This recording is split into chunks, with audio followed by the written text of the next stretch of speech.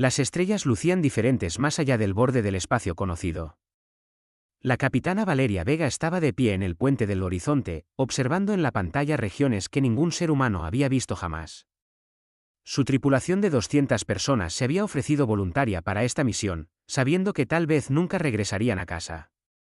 El nuevo motor más rápido que la luz de la nave había tardado 3 décadas en construirse, y este era su primer viaje real hacia lo desconocido profundo. Capitana, estamos detectando múltiples firmas adelante, dijo el teniente Marcos Cruz desde la estación de sensores. Su voz tenía un matiz de preocupación que hizo que Valeria enderezara la espalda. Son grandes, realmente grandes. Antes de que Valeria pudiera responder, el espacio a su alrededor estalló en luz. Naves se materializaron de la nada, rodeando al horizonte como tiburones circulando a una presa. Estas embarcaciones empequeñecían a la nave humana, cada una erizada de armas que brillaban con una energía amenazante. Sus cascos eran lisos y oscuros, decorados con símbolos que dolía mirar directamente. Transmisión entrante, dijo la oficial de comunicaciones Sara Quintero. Es en inglés, capitana. Un inglés perfecto. Una cara apareció en la pantalla. El alienígena tenía 4 ojos dispuestos verticalmente en un cráneo alargado, con una piel que brillaba entre el púrpura y el azul. Su boca era una rendija vertical que de alguna manera formaba palabras humanas con una precisión inquietante. Nave no identificada, han violado el territorio soberano de la supremacía. Apaguen sus motores y prepárense para ser abordados. La resistencia resultará en destrucción inmediata. Valeria sintió los ojos de su tripulación sobre ella, esperando órdenes. Podía sentir el miedo en la habitación, denso como el humo, pero no había llegado tan lejos para rendirse a la primera señal de problemas.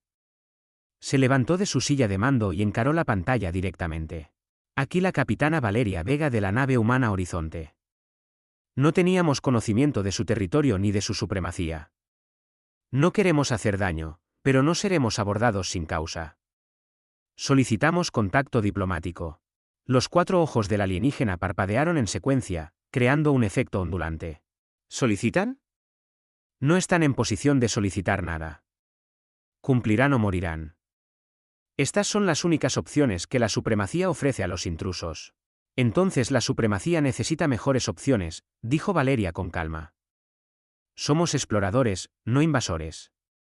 Si hemos cruzado una frontera, nos disculpamos, pero no entregaremos nuestra nave ni nuestra libertad. Ni a ustedes, ni a nadie. El silencio se extendió a través del vacío.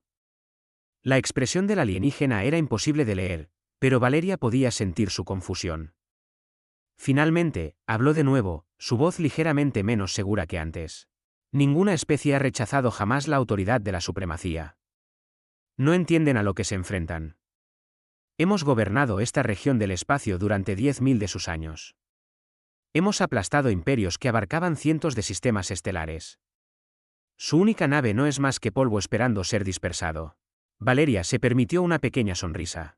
Tal vez, pero ese polvo va a hacer que les cueste trabajo. Los humanos tenemos un dicho, dadme la libertad o dadme la muerte. No cruzamos al espacio desconocido solo para convertirnos en esclavos de alguien. La transmisión se cortó abruptamente. Durante varios minutos tensos, las naves de la supremacía mantuvieron sus posiciones, armas cargadas y listas. Valeria podía escuchar su propio latido en el silencio. Las manos del teniente Cruz flotaban sobre los controles de armas, aunque todos sabían que su pequeño arsenal apenas rasguñaría esas enormes embarcaciones. Entonces, sucedió algo inesperado. Las naves de la supremacía comenzaron a moverse, creando un corredor a través de su formación. Capitana, dijo Sara, con la voz apenas por encima de un susurro. Nos están dejando pasar. Llegó una nueva transmisión, solo audio esta vez. La voz del alienígena llevaba un tono que podría haber sido respeto o quizás solo curiosidad. Pueden partir, humanos, pero han sido marcados. Los jerarcas querrán saber más sobre una especie lo suficientemente insensata como para desafiar a la supremacía. Estaremos listos, respondió Valeria. El horizonte avanzó lentamente, pasando entre las imponentes naves de guerra alienígenas. Cada miembro de la tripulación contuvo la respiración hasta que la última nave de la supremacía desapareció de sus sensores. Solo entonces alguien soltó una risa nerviosa, rápidamente secundada por otros. «Capitana, ¿qué acaba de pasar?», preguntó Marcos, girando en su silla. ¿Por qué nos dejaron ir? Valeria se sentó de nuevo, sintiendo de repente el peso del agotamiento. No lo sé. Tal vez no esperaban que alguien dijera que no. Tal vez querían estudiarnos primero antes de tomar una decisión. O tal vez, hizo una pausa, mirando las estrellas adelante, tal vez se han acostumbrado tanto a que la gente tenga miedo que no saben qué hacer cuando alguien no lo tiene. Sara abrió las cartas de navegación. Capitana, si ese era su territorio y es tan grande como afirman, vamos a tener que cruzarlo de nuevo para volver a casa. Lo sé, dijo Valeria en voz baja. Envía un mensaje a la Tierra. Cuéntales todo lo que pasó aquí. Necesitan saber qué hay aquí fuera.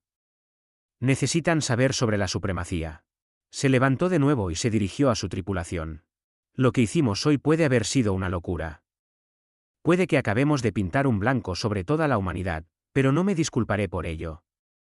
Nuestros antepasados no cruzaron océanos y continentes solo para inclinarse ante el primer matón que encontraron. Nosotros tampoco lo haremos. La tripulación asintió, el miedo dando paso a algo más. Orgullo, tal vez, o determinación. El horizonte continuó su viaje hacia el espacio desconocido, su tripulación ignorante de que su simple negativa a someterse acababa de enviar ondas de choque a través de un imperio que había permanecido indiscutido durante milenios. Detrás de ellos, los comandantes de la supremacía ya estaban redactando informes para los jerarcas, tratando de explicar cómo una sola nave primitiva los había desafiado y vivido para contarlo. En las redes profundas que conectaban los miles de mundos de la supremacía, se estaba creando una nueva designación en las bases de datos imperiales: humanidad. Estado, no clasificado. Nivel de amenaza, desconocido.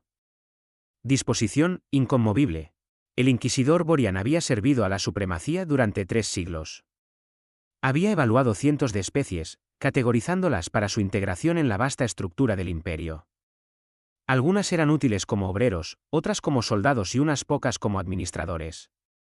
Todas se habían sometido eventualmente. Era el orden natural de las cosas. Pero los humanos eran diferentes, y eso le preocupaba profundamente. Su nave se acercó al planeta azul y verde que los humanos llamaban Tierra. Los escáneres preliminares mostraban un mundo aún marcado por guerras, una civilización que apenas había superado su primera era atómica y una población que casi se había destruido a sí misma varias veces. Según cualquier medida lógica, deberían estar desesperados por la protección y el orden que ofrecía la supremacía. El aterrizaje se organizó a través de diplomáticos humanos nerviosos que parecían tanto asustados como emocionados por su llegada. Borian descendió a una ciudad, acompañado por sus guardias y drones de grabación.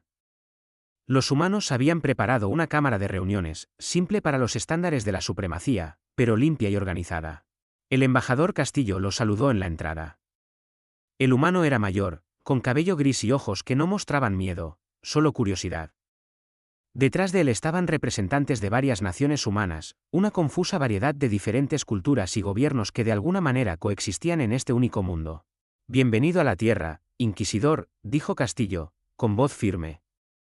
Nos sentimos honrados de recibirlo. Borian estudió al humano cuidadosamente. Debería estar aterrorizado, embajador. ¿Entiende lo que es la supremacía? ¿Comprende el poder que representamos? Hemos leído sus paquetes de información, respondió Castillo con una ligera sonrisa. Muy impresionante. 10.000 años de historia, millones de mundos, innumerables especies bajo su control. Han construido algo notable. Entonces entiende que la resistencia es inútil. Entendemos que quieren que pensemos que es inútil. Con un suspiro, Borian activó su pantalla holográfica. Imágenes llenaron el aire mostrando flotas de la supremacía, vastas ciudades en 100 mundos y, lo más importante, registros de civilizaciones que habían resistido y habían sido aplastadas. Había mostrado esta presentación innumerables veces antes. Siempre funcionaba. No, esto es lo que espera a aquellos que nos desafían, explicó Borian, mostrando imágenes de bombardeos orbitales y mundos ocupados. No deseamos hacerles daño. Pero lo haremos, si es necesario. Sométense ahora, intégrense en la supremacía pacíficamente, y su especie podrá prosperar bajo nuestra guía. Los diplomáticos humanos vieron la presentación en silencio. Algunos parecían perturbados por las imágenes de destrucción, pero ninguno parecía derrotado. Cuando terminó la proyección, Castillo se levantó y se acercó al proyector holográfico. ¿Me permite?, preguntó. Borian hizo un gesto de permiso, curioso por lo que haría el humano. Castillo activó su propio dispositivo y aparecieron nuevas imágenes. La historia humana se desarrolló en el aire, guerras, revoluciones, desastres, tanto naturales como autoinfligidos. Imágenes de humanos luchando contra probabilidades imposibles, perdiendo batallas pero continuando la resistencia. Historias de pequeñas naciones desafiando imperios, de esclavos levantándose contra amos, de personas eligiendo la muerte sobre la sumisión una y otra vez a lo largo de su violenta historia. Esto es lo que somos, dijo Castillo en voz baja. Hemos sido conquistados antes, Inquisidor. Por nuestra propia gente, por nuestros propios gobiernos, por nuestros propios miedos. Y cada vez, eventualmente, nos hemos liberado. A veces tomó años, a veces generaciones, pero siempre nos liberamos. Borian sintió algo desconocido arrastrándose por su mente. Incertidumbre. Están siendo irracionales. Les estamos ofreciendo supervivencia. No, corrigió Castillo. Nos ofrecen una prisión cómoda, y a los humanos no les va bien en las prisiones, no importa cuán cómodas sean. Otra humana se levantó, una mujer más joven que se identificó como la doctora Lucía Méndez, historiadora. Inquisidor, permítame preguntarle algo. En todos sus miles de años de historia, ¿cuántas especies se han ofrecido voluntarias para unirse a la supremacía sin ser amenazadas primero? Borian hizo una pausa. La pregunta era inesperada. La fuerza de la supremacía es precisamente por lo que las especies se unen. Ven nuestro poder y toman la elección lógica. Así que ninguna, dijo la doctora Méndez. Ninguna se ha unido voluntariamente. Todas se han sometido por miedo. ¿No lo ve? No han construido un imperio. Han construido una cárcel que abarca las estrellas. Y ustedes son los guardias.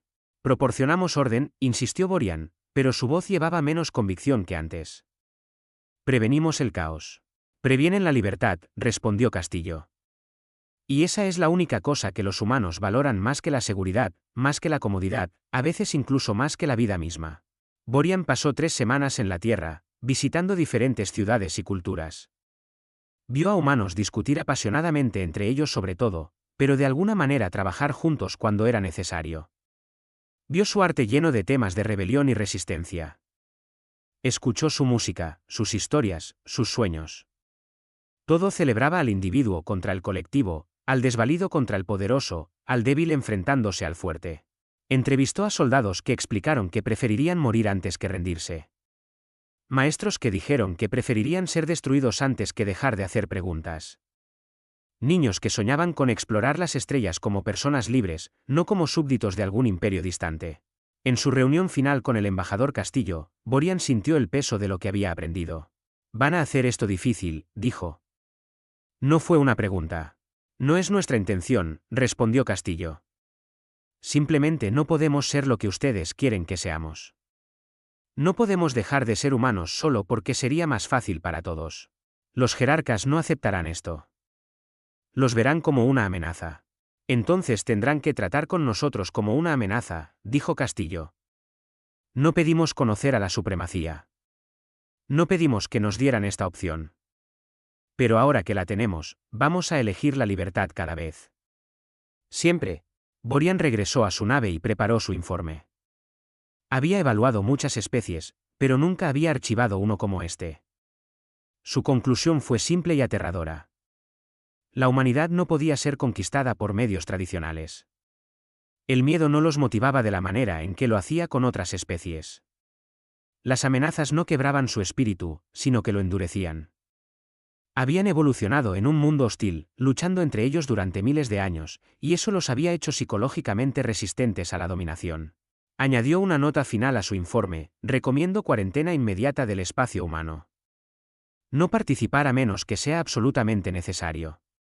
Esta especie no entiende cómo someterse y no aprenderá. Son, en el sentido más verdadero de la palabra, inconquistables. Mientras su nave dejaba la órbita de la Tierra, Borian miró hacia atrás al planeta azul y sintió algo que no había experimentado en siglos. No miedo, exactamente, pero quizás respeto y una profunda preocupación por lo que sucedería cuando los jerarcas leyeran su informe y decidieran que los humanos eran demasiado peligrosos para dejarlos libres. Los humanos habían cruzado al territorio de la supremacía y permanecieron inquebrantables. Ahora la pregunta era si la supremacía misma podría permanecer inquebrantable ante ellos. Los jerarcas se reunieron en su antigua cámara en el mundo capital de Zenith.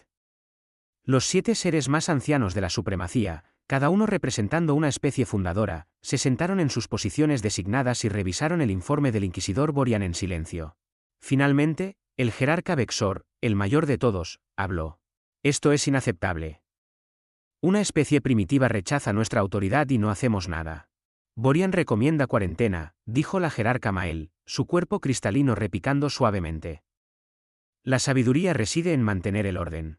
Vexor replicó, si permitimos que los humanos nos desafíen, ¿qué mensaje envía eso a nuestras especies vasallas? ¿Cuánto tiempo pasará antes de que la rebelión se extienda?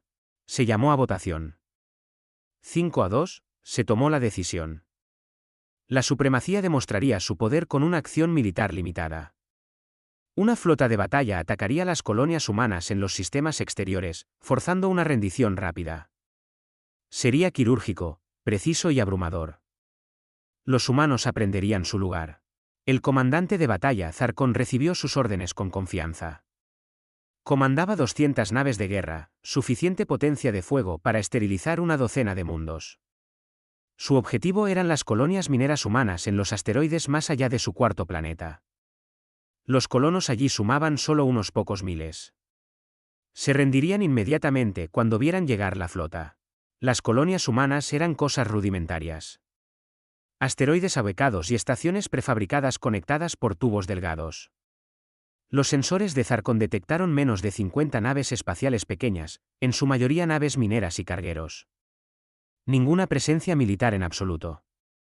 Esto terminaría en horas.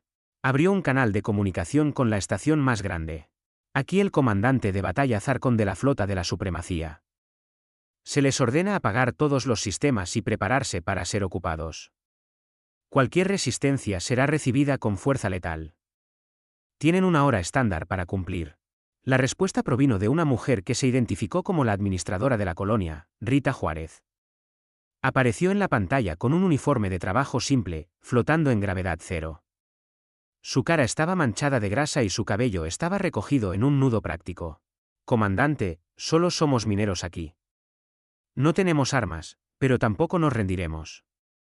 Si quieren estas colonias, tendrán que tomarlas. Zarkon estaba desconcertado. No tienen armas ni defensas.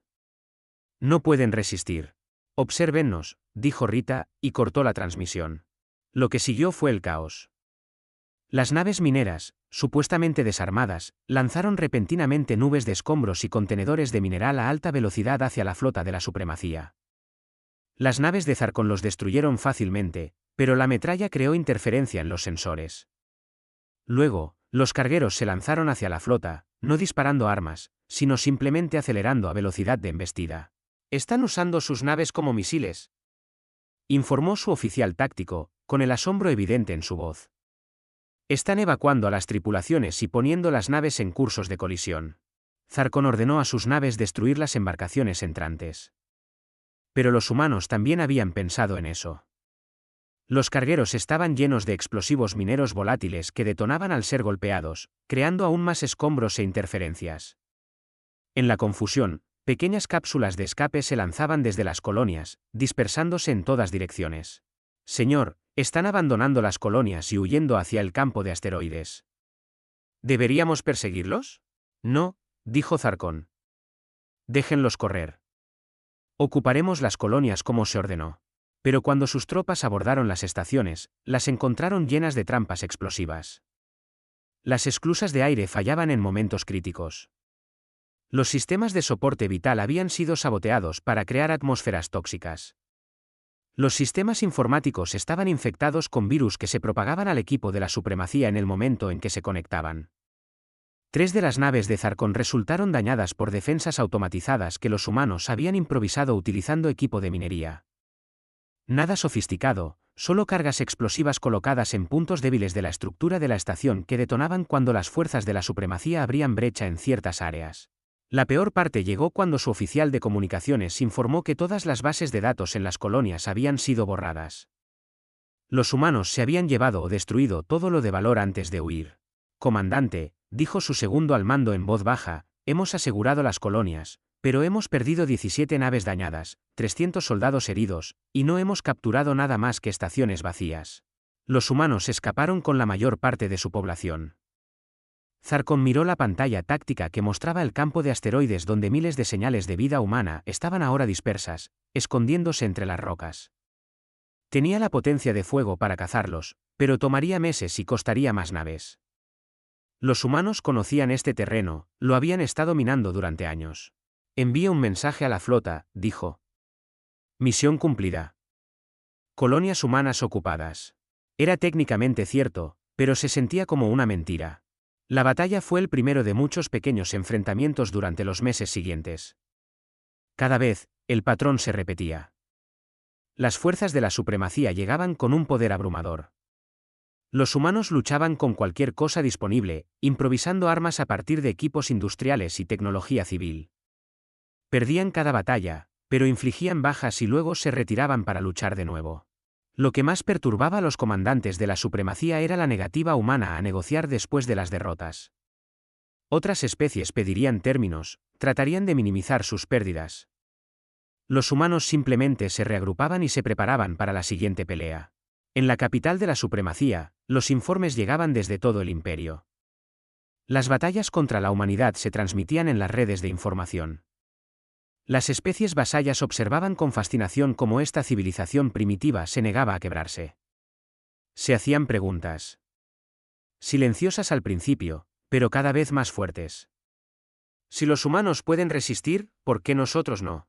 Un disturbio menor estalló en Voltor, un mundo manufacturero donde los trabajadores habían sido suprimidos durante siglos. Fue aplastado rápidamente, pero el simbolismo era claro. El poder de la supremacía descansaba en la suposición de que la resistencia era imposible. Los humanos estaban demostrando que esa suposición era errónea. El jerarca Vexor convocó una sesión de emergencia. Se suponía que el conflicto humano terminaría rápidamente y demostraría nuestra fuerza. En cambio, se prolonga y demuestra nuestras limitaciones. Cada día que esto continúa, parecemos más débiles. Podríamos desplegar la flota completa, sugirió el jerarca Corin. Dedicar fuerzas significativas para aplastarlos por completo. Eso tomaría años y costaría millones de vidas, intervino Mael. ¿Y para qué? ¿Para conquistar una especie que continuaría resistiendo incluso después de la ocupación? Se convertirían en una herida que nunca sana, drenando constantemente nuestros recursos. Entonces, ¿qué propones? Exigió Vexor. No podemos simplemente aceptar su desafío. Quizás, dijo Mael lentamente, podemos negociar.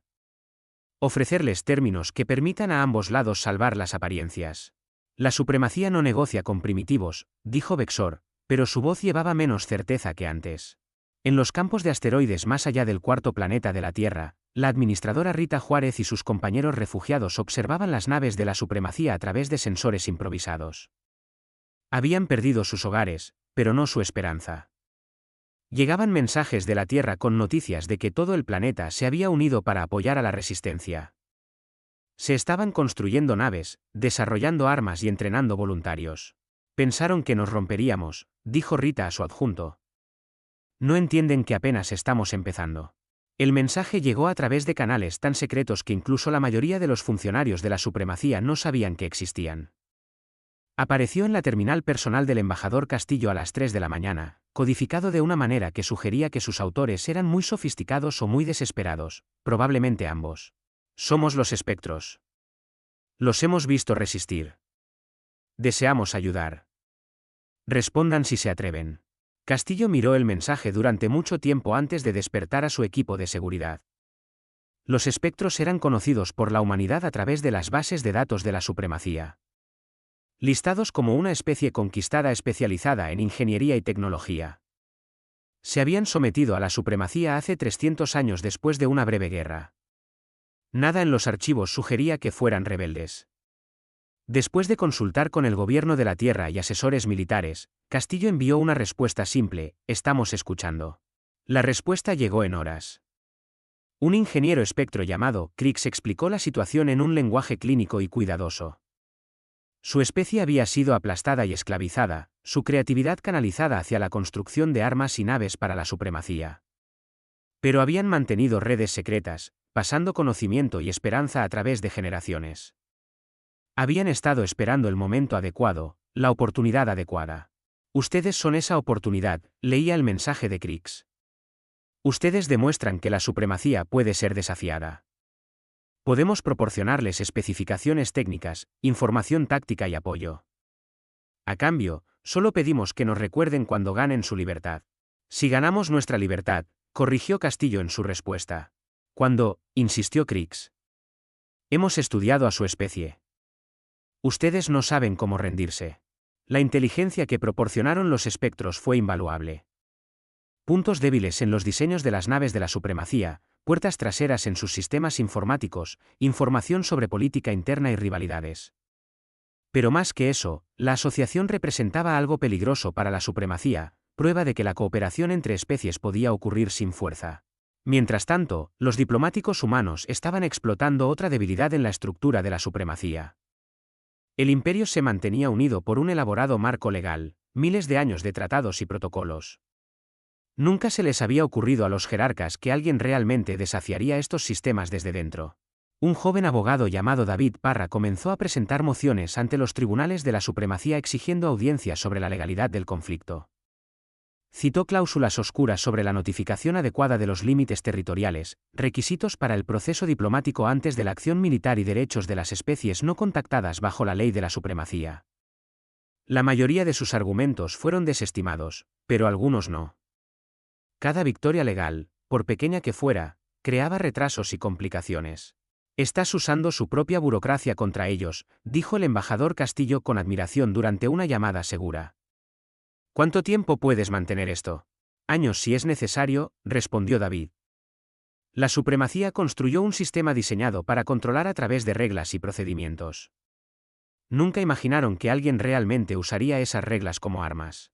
El verdadero avance llegó cuando los espectros hicieron contacto con otras especies vasallas, transmitiendo el mensaje de que la resistencia era posible. Una especie llamada los Cormani, que había sido conquistada hace 200 años, comenzó una campaña de resistencia pasiva en sus fábricas.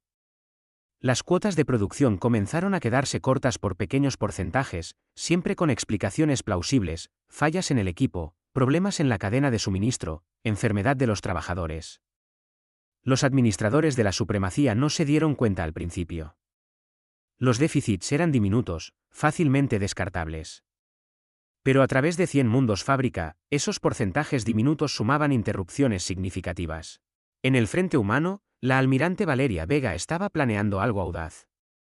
Los espectros habían proporcionado coordenadas para una instalación penitenciaria de la supremacía donde se retenía a disidentes políticos de varias especies.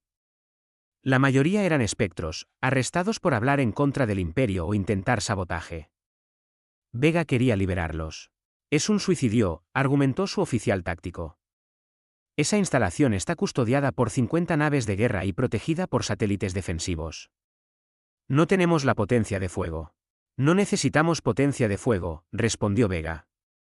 Necesitamos audacia y mejor información que la que tienen ellos. El plan era una locura. Una pequeña flota humana se acercaría a la instalación penitenciaria abiertamente, transmitiendo un mensaje falso afirmando que eran una misión diplomática, llegando para conversaciones programadas que en realidad no existían. Los espectros habían proporcionado códigos diplomáticos genuinos de la supremacía que pasarían los protocolos de seguridad iniciales. Para cuando el comandante de la instalación se diera cuenta de que algo andaba mal, las naves humanas estarían dentro del perímetro defensivo. ¿Y luego qué? Preguntó su oficial táctico. Luego improvisamos, dijo Vega con una sonrisa sombría. La operación se lanzó 3 semanas después. 6 naves humanas se acercaron a la instalación penitenciaria, transmitiendo sus credenciales falsas. El comandante de la supremacía, un burócrata llamado Palmon, revisó su horario con confusión. No tengo registro de ninguna reunión diplomática, transmitió. Eso es porque sus superiores no querían que se filtraran noticias de las negociaciones, respondió Vega con fluidez, su mentira preparada de antemano. Revise sus órdenes de nuevo. Código de autorización Z99'. Ese código, proporcionado por los espectros, era genuino y de un nivel lo suficientemente alto como para hacer dudar a Palmon. No quería causar un incidente rechazando a diplomáticos legítimos. Mientras consultaba con sus superiores, un proceso que los espectros habían advertido que tomaría al menos 20 minutos debido a los protocolos de comunicación de la supremacía, las naves humanas se acercaron. Cuando Palmon finalmente se dio cuenta del engaño, las naves humanas ya estaban demasiado cerca de la instalación para que los satélites defensivos dispararan sin arriesgarse a dañar la prisión misma. Vega dio la orden y las naves lanzaron cápsulas de abordaje directamente a los puertos de atraque de la instalación. Los guardias adentro estaban preparados para prisioneros tratando de escapar, no atacantes entrando. Los marines humanos se movieron rápido, usando armas aturdidoras para evitar matar cuando fuera posible. Los prisioneros espectros, al escuchar la conmoción, comenzaron a amotinarse en sus celdas, creando un caos que se extendió por la instalación. Vega lideró a su equipo al centro de mando y obligó a Palmon a abrir todas las celdas a punta de pistola. Miles de prisioneros inundaron los pasillos, incluyendo miembros de una docena de especies diferentes. Las naves humanas comenzaron a evacuar a todos los que podían llevar. Las naves de guerra de la supremacía finalmente se movieron para atacar, pero eran lentas, temerosas de golpear la instalación penitenciaria. Para cuando se posicionaron, las naves humanas ya estaban quemando combustible a máxima velocidad hacia la frontera, llevando a más de 3,000 prisioneros liberados. La fuga se convirtió en leyenda en cuestión de días. A través del espacio de la supremacía, la historia se extendió por redes clandestinas. Los humanos habían penetrado una instalación segura y liberado prisioneros justo debajo de las narices de 50 naves de guerra. Parecía imposible, pero había sucedido. Más importante aún, los prisioneros liberados incluían disidentes influyentes de una docena de especies. Inmediatamente comenzaron a transmitir sus historias, hablando sobre el coraje humano y la posibilidad de libertad. El mensaje llegó a cada rincón del imperio. En Zenith, los jerarcas celebraron otra sesión de emergencia. Los informes indicaban un creciente malestar en 17 mundos.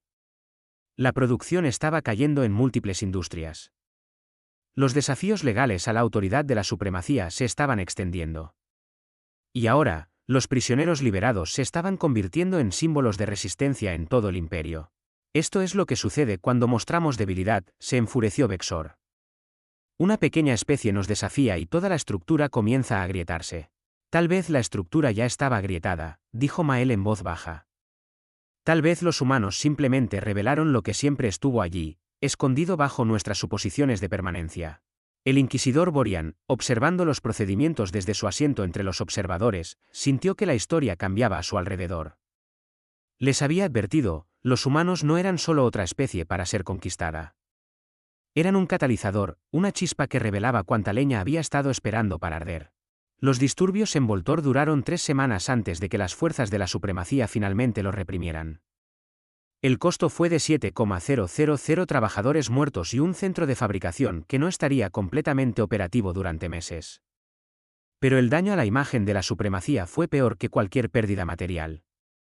Imágenes de la represión se extendieron a través de redes clandestinas, mostrando a soldados de la supremacía disparando contra civiles desarmados. El mensaje era claro para cada especie vasalla: esto es lo que espera a aquellos que resisten. Pero otro mensaje se extendió junto a esas imágenes: los humanos todavía eran libres. A pesar de todo el poder de la supremacía, a pesar de un año de conflicto, la humanidad permanecía invicta e indómita. Si la poderosa supremacía no podía romper a una pequeña especie, ¿qué decía eso sobre su legendaria invencibilidad? Los jerarcas se reunieron en sesión secreta.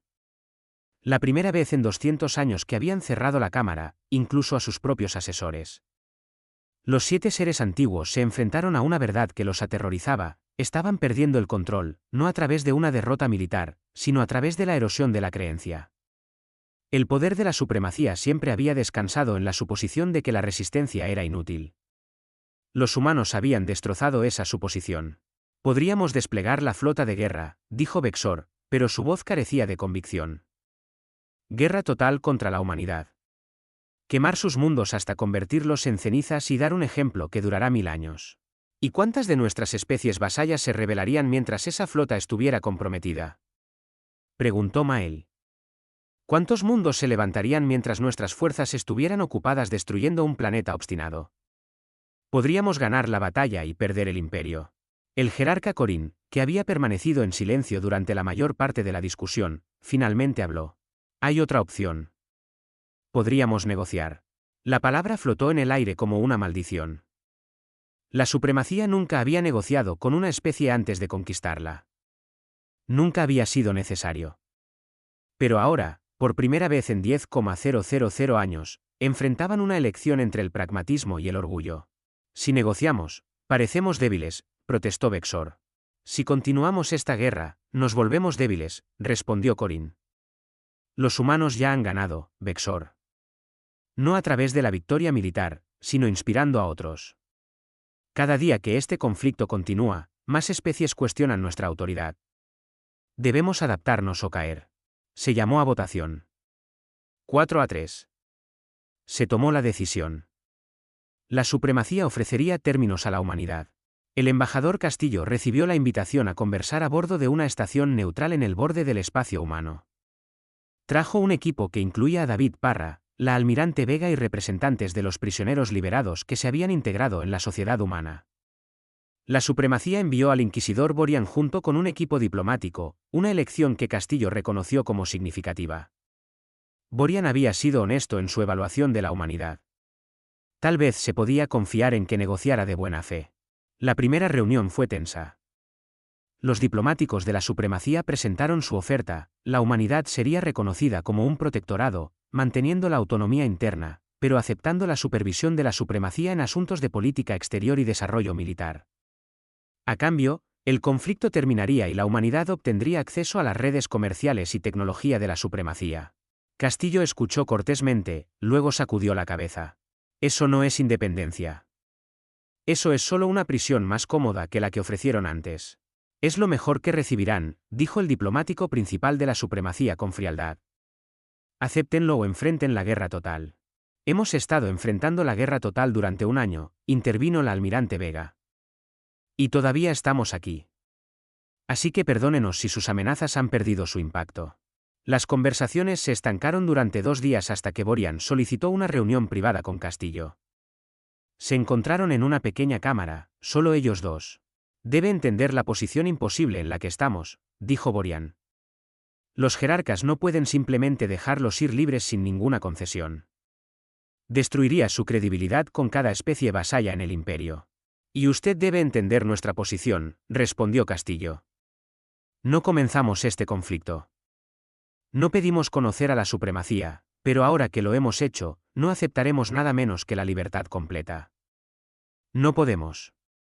No está en nuestra naturaleza. Lo sé, dijo Borian en voz baja. Vi eso cuando visité su mundo. Pero debe haber un término medio, alguna solución que permita a ambos lados alejarse con dignidad. Castillo pensó por un largo momento. ¿Qué tal si no fuéramos los únicos que se alejan? ¿Qué pasaría si cualquier especie que quisiera dejar la supremacía pudiera solicitar la independencia? Los 4 ojos de Borian se abrieron de par en par. Eso rompería el imperio. ¿Lo haría?, preguntó Castillo. ¿O transformaría el imperio en algo nuevo? ¿Una asociación voluntaria en lugar de una forzada? Especies trabajando juntas porque eligen hacerlo, no porque tienen miedo de negarse. Los jerarcas nunca aceptarán eso. Entonces la guerra continúa, dijo Castillo simplemente.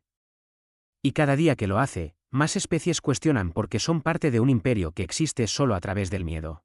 Borian regresó a su delegación, y para sorpresa de todos, comenzó a argumentar a favor de la propuesta de Castillo.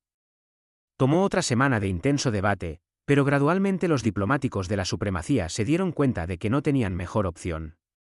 Podían otorgar la independencia a la humanidad y enfrentar una inestabilidad limitada, o podían continuar la guerra y arriesgarse a un colapso sistémico a medida que la rebelión se extendía. El tratado que surgió fue revolucionario. La humanidad sería reconocida como un estado soberano totalmente independiente sin supervisión de la supremacía. A cambio, la humanidad acordó no expandirse agresivamente en el espacio de la supremacía y respetar las fronteras existentes. Pero la disposición clave, la que cambió todo, fue el artículo 7, cualquier especie dentro de la supremacía podría solicitar la independencia, con solicitudes revisadas por un consejo que incluía representantes tanto de la supremacía como de los estados independientes. Esto nos destruirá, dijo Vexor cuando se presentaron los términos a los jerarcas. Esto nos salvará, respondió Mael. La antigua supremacía ya está muriendo, asesinada por su propia rigidez. Esto nos da la oportunidad de construir algo nuevo, algo que realmente podría durar. La votación estuvo más reñida esta vez, 4-3 de nuevo, pero se tomó la decisión. La supremacía firmaría el tratado. La ceremonia de firma tuvo lugar en la misma estación neutral donde habían comenzado las negociaciones. Representantes de docenas de especies asistieron, algunos abiertamente, otros en secreto. Cuando Castillo y Borian colocaron sus marcas en el documento, una ola de vítores estalló entre los observadores. 3 meses después, llegó la primera petición de independencia de los espectros. En un año, 7 especies habían dejado la supremacía pacíficamente, formando una coalición flexible de estados libres. Otros eligieron quedarse, pero ahora como miembros dispuestos en lugar de vasallos conquistados. La supremacía se transformó lentamente, dolorosamente, en algo más cercano a una verdadera federación. El horizonte, reparado y actualizado con tecnología tanto humana como de los espectros, se preparó para otro viaje al espacio profundo.